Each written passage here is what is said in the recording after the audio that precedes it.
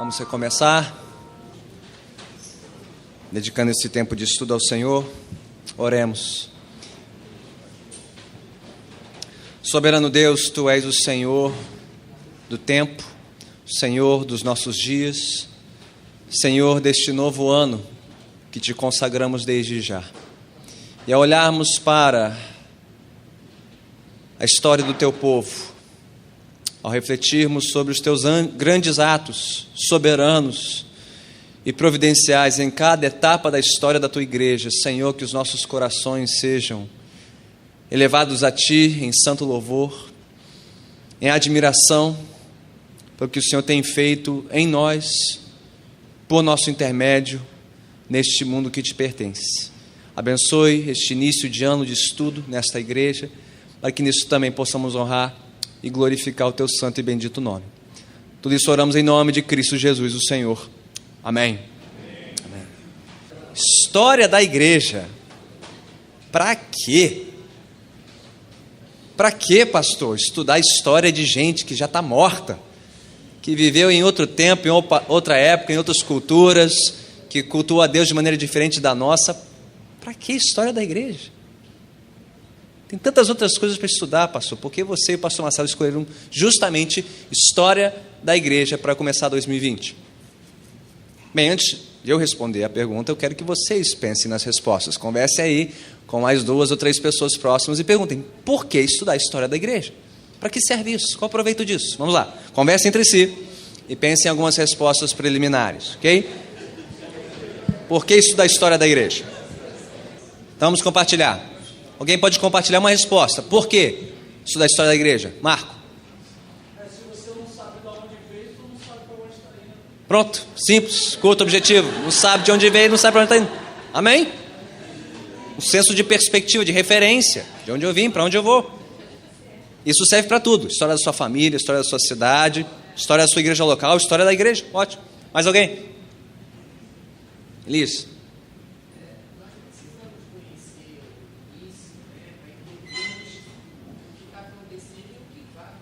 Ok, não só para onde nós vamos, como é que nós chegamos aqui? Hoje, nos reunindo, dia 5 de janeiro de 2020, na Catedral da Igreja Cristã Nova Vida. Onde essa história começou? Quem veio antes de nós? Quem pagou o preço para que a palavra de Deus chegasse até nós? Pudéssemos ter liberdade para cultuar a Deus nesta nação, neste tempo. É bom saber disso, não?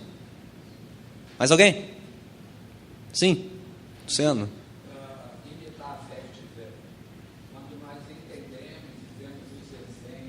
Ok?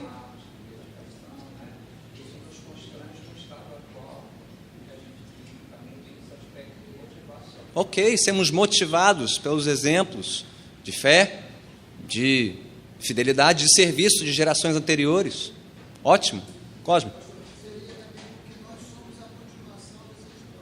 Ok, nada vem do nada. Somos parte de uma história em progresso. E queremos escrever boas páginas dessa história, né? Sermos bem lembrados pelas próximas gerações, né? Mais alguém? Boas respostas, excelentes. Mais alguém? Eu acho que em termos de sociedade, o quanto o cristianismo contribui para a formação da nossa sociedade. Ok, não só entender a contribuição da história da igreja para nós, igreja, mas até para quem não é da igreja, o quanto a história deste país é devedora da história da igreja. Ótimo, senso maior, né? Perspectiva histórica da sociedade em que vivemos, excelente. Bom, estamos no bom caminho, boas razões aqui, bons fundamentos, mas eu creio que ainda existem razões mais profundas, mais significativas até do que essas que já ouvimos, para estudarmos a história da igreja. Quais são? Eu pensei em algumas aqui. Gostaria de compartilhar. Primeiro, o Deus das Escrituras, o Deus revelado na Bíblia, Ele é o Criador da história. Foi Ele quem criou o tempo. Foi Ele quem criou esse mundo.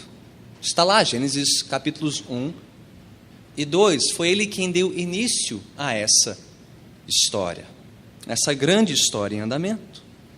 Portanto, importar-se com a história, não só da igreja, mas do mundo, dos povos, das civilizações, de toda a criação, é importar-se com a boa criação de Deus. Deus criou isso tudo para o seu louvor, para a sua glória. Ele tem propósitos para este universo, para este mundo. Então queremos estudar a história deste mundo e saber o quão alinhado este mundo está ou não com os propósitos do seu Criador. Então estudamos história primeiro porque Deus é o Criador da história. Ele não é somente o Criador, segundo, Ele é o Senhor da história. Vamos voltar para o livro de Apocalipse hoje à noite. E já nos primeiros capítulos ouvimos Deus se apresentando como o Alfa e o Ômega, o princípio e o fim, o primeiro e o último. Que significa o quê? O que esses títulos significam? Que toda a história pertence a Ele, do início ao fim. Ele não só criou tudo, Ele rege tudo, Ele governa toda a história. Ele conduz toda a história, do início ao fim. Então, estudar a história também é uma maneira de nós estudarmos a ação de Deus no mundo, a progressão dos seus atos soberanos e providenciais em cada época, em cada geração, em cada cultura, em cada civilização.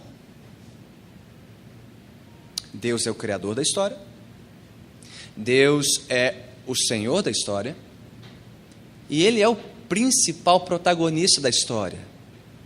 Nós, cristãos, cremos no Deus que entrou na história, que se fez como um de nós, que veio ao mundo no tempo e no espaço. Acabamos de celebrar Advento e Natal. O Deus que não só olha para a história de fora, mas que entrou na história, na pessoa do seu Filho encarnado em Jesus Cristo Senhor, aquele que veio ao mundo para mudar a história, para redimir a história, por meio da sua morte e ressurreição.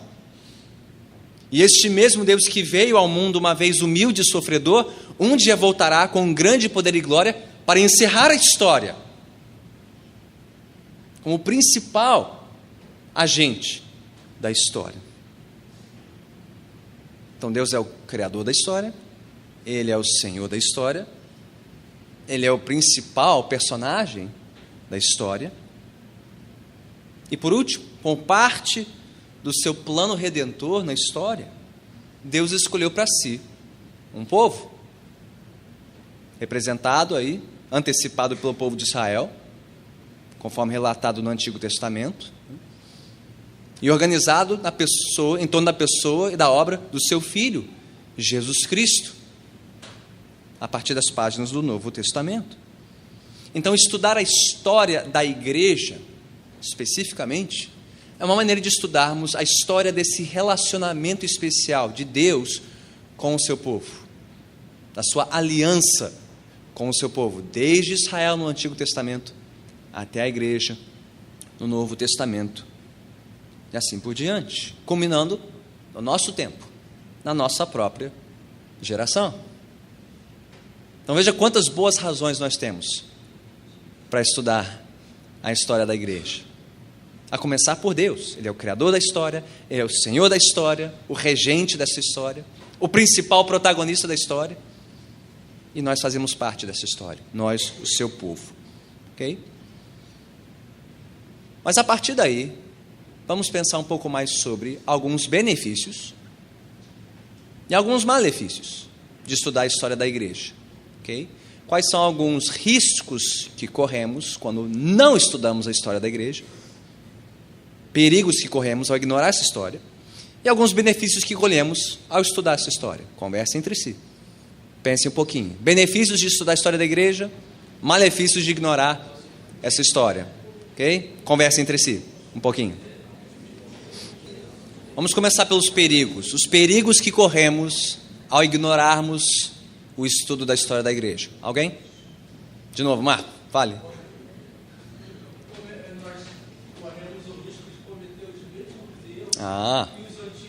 Ótimo. Temos o risco de cometer os mesmos erros. Para que cometer os mesmos erros que os nossos antepassados? Melhor aprender com esses erros, não cometê-los. Lá atrás, Rodrigo, é o mesmo dele? Estão em sintonia aí, ok? Sim.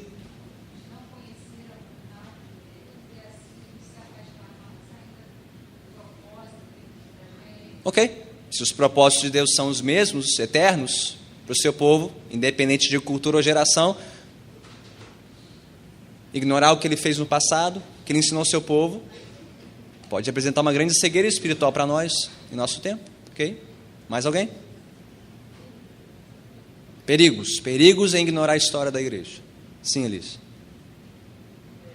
você não tem um ensinamento da história, se você não conhece, você fica como se um barco sem leme. Ok. Não ter rumo, não ter direção, não ter referência. Ok?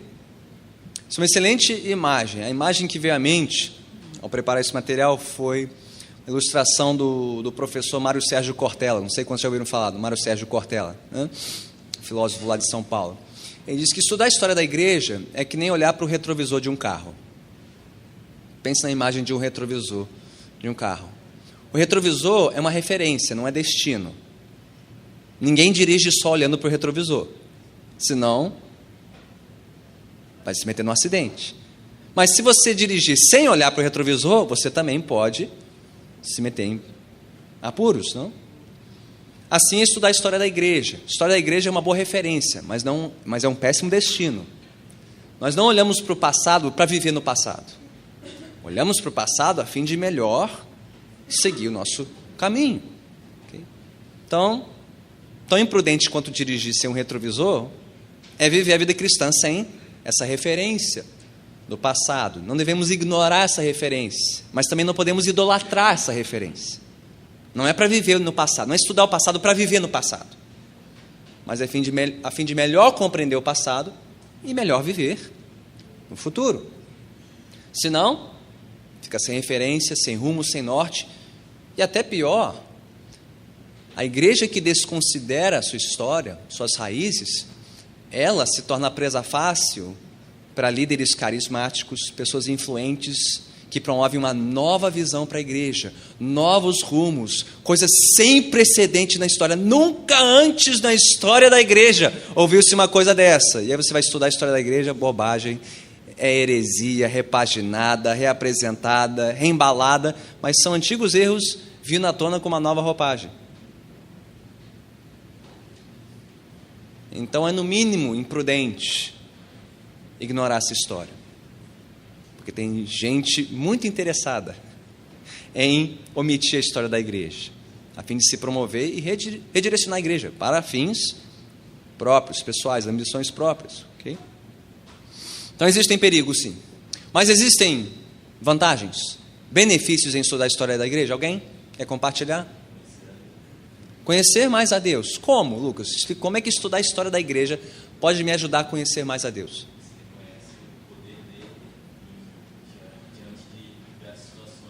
Ok? Ótimo.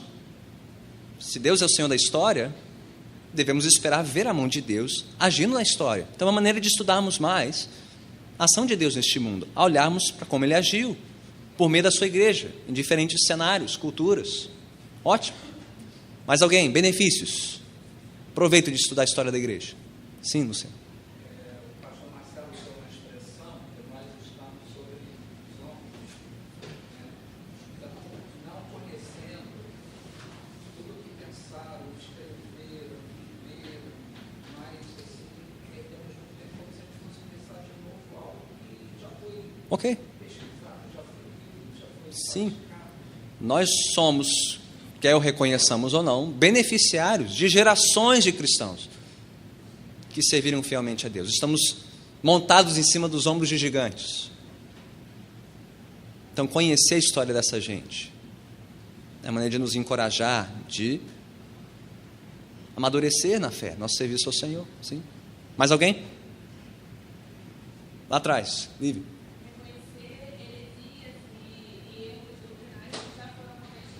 Ok? Então, se a ignorância da história nos expõe a perigos, heresias, novos movimentos, estudar a história pode nos proteger, pode nos vacinar contra muita coisa que está passeando pela igreja, mas que representa grande perigo espiritual. Sim? Elias? Falado. Ok? Então, ótimo. Eu creio que os benefícios em muito superam os malefícios. Okay? O proveito em estudar a história da igreja é muito maior, ok? Do que os perigos dessa jornada, ok? Porque, acima de tudo, nós queremos entender como Deus agiu ao longo da história do seu povo. E se conseguimos enxergar bem a mão de Deus agindo na história do seu povo, isso fará crescer o nosso louvor a Deus, nossa admiração pela graça de Deus na história do seu povo, ok? Mas há mais uma razão. Ainda não abrimos a Bíblia. Precisamos abrir a Bíblia, mesmo quando estamos estudando a história da igreja. Uma razão bíblica imprescindível para estudarmos a história da igreja é que Deus ordena que estudemos a história do seu povo. Você sabia disso? Sob pena de morte espiritual. Abra comigo em Deuteronômio, capítulo 4, versículos 9 e 10. Deuteronômio, capítulo 4, versículos 9 e 10. Okay? Só para nos ambientar aqui nessa leitura, entendendo um pouco do contexto histórico, Deus está falando aqui por intermédio do seu servo Moisés, aquele a quem Deus usou para libertar o povo de Israel da sua escravidão, seu cativeiro no Egito, que conduziu o povo de Israel por 40 anos pela travessia do deserto do Sinai. E aqui está o povo, 4 décadas depois, às portas da terra prometida, Canaã, as planícies de Moabe sendo preparados por Deus para receber essa terra. E Deus dá um grande alerta a este povo, um alerta que se repete ao longo do livro de Deuteronômio, mas ele aparece aqui de maneira muito contundente. Deuteronômio 4, versículos 9 e 10, dizem: apenas tenham cuidado, tenham muito cuidado. Para quê? Para que vocês nunca se esqueçam das coisas que os seus olhos viram. Conservem-nas por toda a sua vida na memória. Contem-nas a seus filhos e a seus netos. Lembrem-se do dia em que vocês estiveram diante do Senhor, o seu Deus, em Horebe, quando o Senhor me disse: reúna o povo diante de mim para ouvir as minhas palavras, a fim de que aprendam a me temer enquanto viverem sobre a terra e as ensinem a seus filhos. Qual foi a ordem? Qual foi a ordem de Deus? Seu alerta para o seu povo, posto de forma negativa e positiva, o que eles não deveriam fazer? Esquecer. Então o que deveriam fazer? Lembrar, contar, recordar, ensinar aos filhos tudo aquilo que eles ouviram de Deus e viram da parte de Deus. Seus grandes feitos, suas grandes obras, suas grandes palavras. Porque o que aconteceria se o povo se esquecesse? Esquecesse dos atos de Deus, esquecesse das suas palavras. Eles se esqueceriam de Deus e, consequentemente, seguiriam outros deuses, corromperiam o seu culto. O restante da história de Israel no Antigo Testamento é um desdobramento deste alerta. Todas as vezes em que o povo recordou, lembrou, celebrou os grandes atos de Deus, o povo temia a Deus, obedecia a Deus, prosperava. Mas quando o povo se esquecia, não recordava, não contava, não ensinava seus filhos, o que acontecia com Israel? Eles abandonavam a Deus, seguiam a outros deuses, definhavam, padeciam sob o juízo do Senhor. Então, biblicamente, recordar, relembrar a história é um ato de sobrevivência e saúde espiritual. O povo que se esquece do seu Deus, se esquece dos atos e dos ditos de Deus, é um povo que mais cedo ou mais tarde abandonará a Deus. Inversamente, o povo que se lembra de Deus, que se recorda do Senhor, é um povo que busca a Deus, que ama a Deus, que servirá a Deus. Este é o padrão que encontramos no Antigo Testamento. Será que encontramos um padrão semelhante no Novo Testamento? Quem acha que sim? Quem está desconfiado? Eu não me lembro, pastor, mas se você está fazendo a pergunta assim, deve ser porque tem um padrão semelhante. Eu creio que sim. O Antigo Testamento começa contando a história do mundo, a história da criação do povo de Israel, da sua libertação, e bem cedo, em Deuteronômio diz, lembre-se dessa história. Lembre-se do que Deus fez. Como é que o Novo Testamento começa? Contando uma história. Contando as histórias de quem? De Jesus, o Senhor da história, Salvador do mundo, Rei do universo, Senhor da sua igreja. E o que encontramos a igreja fazendo logo cedo na sua história? Sob as ordens de Jesus.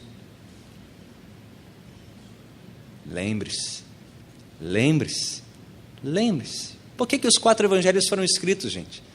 Para que a igreja nunca se esquecesse do que Jesus fez por nós. Na cruz, na sua ressurreição, na promessa da sua volta, não? Ao dar a grande comissão, Jesus disse, portanto vão, façam discípulos de todas as nações, batizamos em nome do Pai, do Filho e do Espírito Santo, ensinando-os a obedecer a tudo o que eu lhes ensinei. Na missão da igreja está lá a missão de relembrar, recordar, ensinar, transmitir à próxima geração tudo o que Jesus ensinou. Quanto mais a igreja se lembrar, recordar, melhor ela ensinará e preparará as próximas gerações dos seus discípulos, não? Jesus nos deixou suas palavras, seus ensinos. Ele também deixou o batismo e a Santa Ceia, não? Para serem para nós maneiras de recordarmos seus grandes feitos. Celebramos batismo no domingo passado. Batismo fala do quê? Da morte e da ressurreição dos cristãos com Jesus. Celebramos a ceia agora há pouco. Jesus, ao instituir a ceia, disse, façam isso em memória de mim. Para se lembrarem, para não se esquecerem de mim e do que eu fiz por vocês. Então, por que nós nos reunimos todo domingo nessa igreja? Para lermos a mesma Bíblia, cantarmos os mesmos corinhos, celebrarmos as mesmas coisas, batismo, Santa Ceia. Ai, pastor, coisa chata, a mesma coisa todo domingo, não muda o disco, né? Não muda a trilha sonora, por quê? Por quê? Para não nos esquecermos, para nos lembrarmos sempre. É isso que vemos a igreja fazendo logo em Atos 2.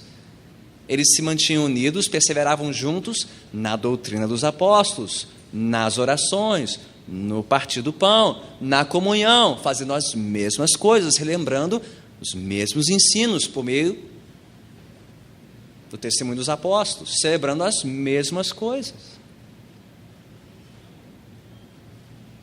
Pastor, por que nós recitamos o credo praticamente toda semana nessa igreja? Não muda o disco, não?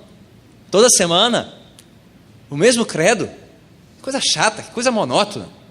Por quê? Porque nós regularmente recitamos o credo aqui toda semana. Hã? É um resumo da nossa fé.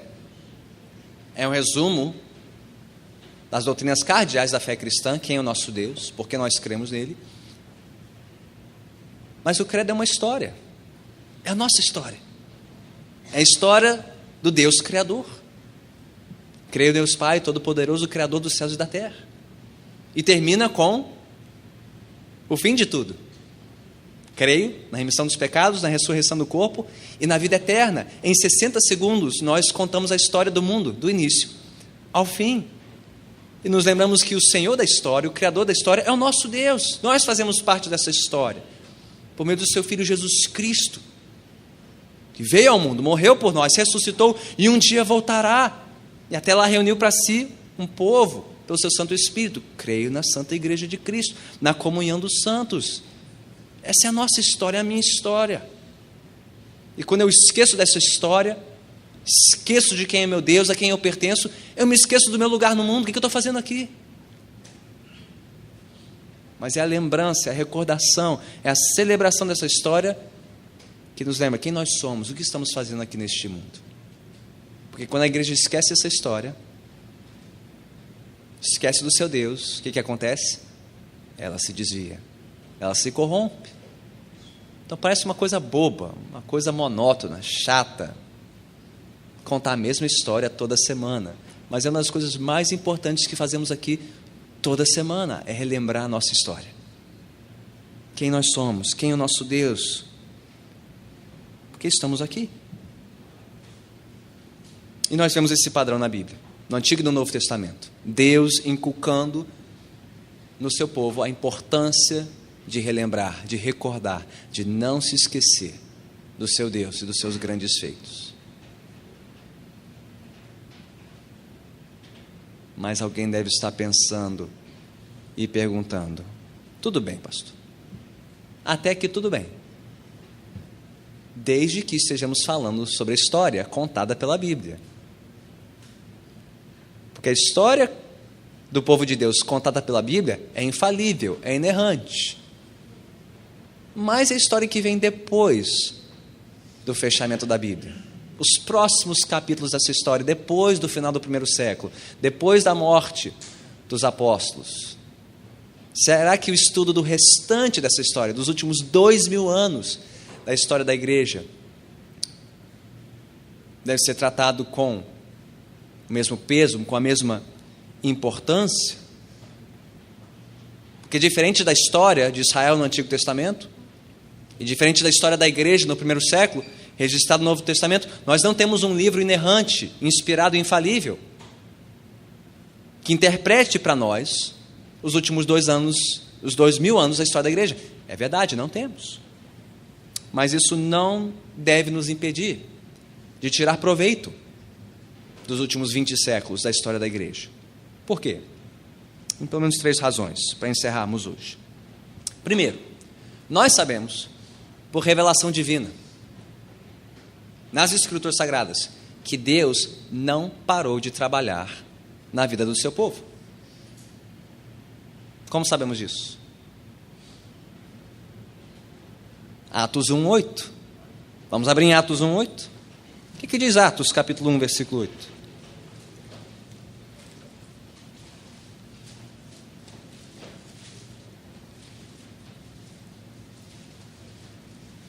Podemos ler juntos? Atos 1:8. Todos juntos. Mas receberão poder quando o Espírito Santo descer sobre vocês, e serão minhas testemunhas em Jerusalém, em toda a Judéia e Samaria, e até os confins da terra. Antes do dia de Pentecostes, antes do Senhor Jesus derramar o seu Espírito sobre toda a igreja, ele fez essa promessa. Que promessa foi essa? Da concessão de um poder, o poder do Espírito Santo, para que seus discípulos fossem suas testemunhas até os confins da terra. O que começou aqui, continua até as últimas páginas do Novo Testamento, mas que vai muito além de Atos capítulo 28.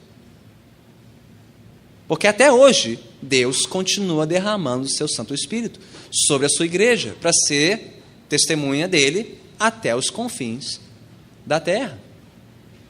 Então, estudar os próximos capítulos da história é estudar os próximos capítulos da ação soberana de Deus, pelo seu Santo Espírito, na vida dos seus servos, por meio dos seus servos, para avançar a pregação do Evangelho. E, de novo, estudar essa história, esses 2000 anos de história, é uma maneira de estudarmos Deus em ação, pelo seu Espírito. Como Deus venceu barreiras aparentemente intransponíveis, fronteiras aparentemente fechadas para o Evangelho. Como Deus maravilhou os homens, pelo seu poder, por meio do serviço da sua igreja, para que a palavra de Deus, o Evangelho, chegasse até nós. Deus não parou de agir. Podemos continuar vendo como Deus fez isso ao longo da história, o que deve nos encher de gratidão, de profundo louvor. Como Deus fez a palavra dele chegar até mim, no Brasil, no início do século 21, para a glória dele. Segundo, mesmo valendo-se de instrumentos humanos falhos, como ouvimos hoje de manhã, servos falhos e imperfeitos, isso não invalida a ação de Deus na história. Desde o início, Deus só pôde usar instrumentos falhos. Desde os apóstolos, desde os primeiros líderes da igreja. Como Paulo, como Pedro, João, Marcos, Barnabé, Lucas. Okay? Deus sempre usou santos e pecadores, misturados, às vezes as pessoas, para avançar os seus propósitos. Mas isso não invalida a obra de Deus. Okay? E se Deus usou homens assim, já nos tempos bíblicos, Ele continuou usando outros homens, outros personagens ao longo da história da igreja, que nós vamos conhecer, ou relembrar. Parentes seus que você nem sabia que tinha.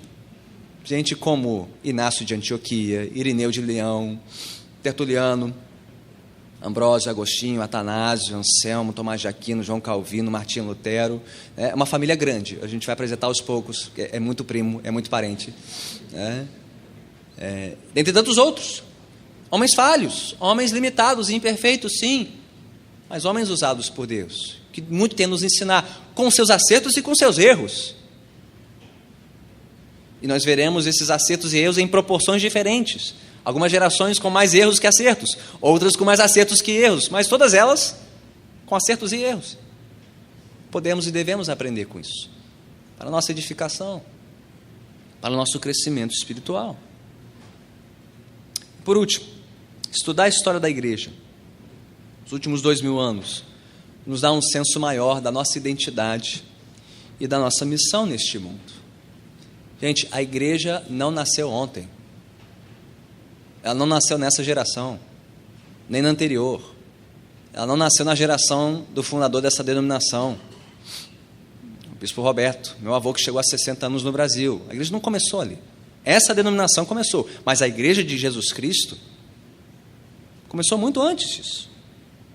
Ela não existe apenas no Brasil, em nossa terra, muito menos em nossa denominação somente. A igreja de Jesus atravessa séculos, gerações, continentes, sob um único propósito, que é anunciar a grandeza do nosso Senhor, do nosso Rei, aquele que veio ao mundo, nasceu para morrer, morreu para ressuscitar, ressuscitou para retornar ao Pai, de onde Ele voltará para julgar os vivos e os mortos. Essa é uma longa história, uma grande história, de um grande Deus que tem um grande propósito para um povo que já atravessa séculos e milênios. E que um dia voltará para encerrar essa história. O que significa que ser um cristão quer dizer fazer parte dessa história. E parte de fazer parte dessa história é conhecer a história do povo de Deus, parte por parte, desde os antigos, passando pela Idade Média, a Reforma Protestante, chegando até os nossos tempos. O povo de Deus tem uma história, uma rica história, uma belíssima história, cheia de altos e baixos, de percalços, tropeços, fracassos terríveis, mas de grandes vitórias e conquistas, pela graça de Deus. A igreja tem uma rica história, nós precisamos resgatar essa história. Você já faz parte dessa história, quer você saiba ou não. Então está na hora de conhecer a nossa história, as nossas raízes, a fim de que nós possamos também escrever a nossa página na história, para a glória de Deus. Amém. Então vamos começar. Domingo que vem. Um gostinho de quero mais, água na boca. Domingo que vem vamos começar a contar as etapas dessa história, já a partir do período pós-apostólico. Mais alguma pergunta até aqui sobre os motivos deste curso, as razões, os perigos, os proveitos?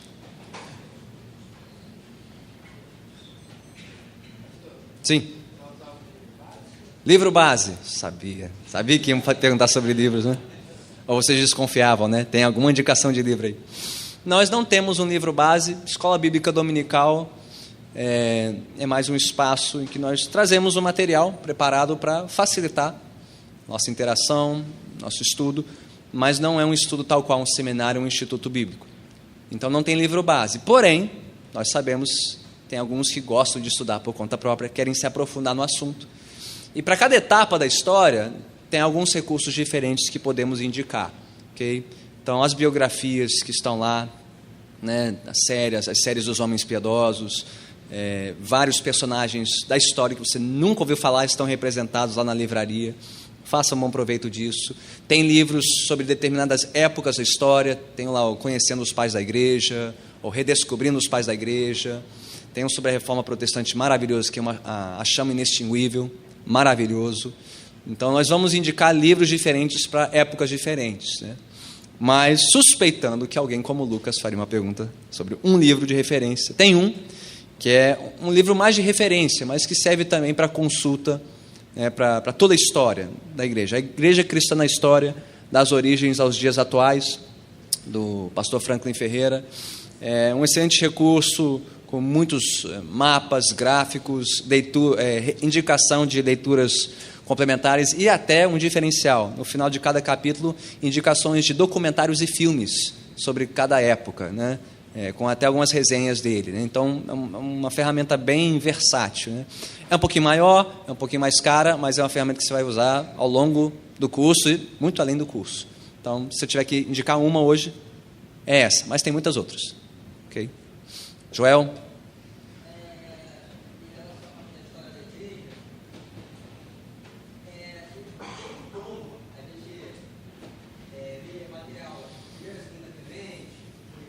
Uhum.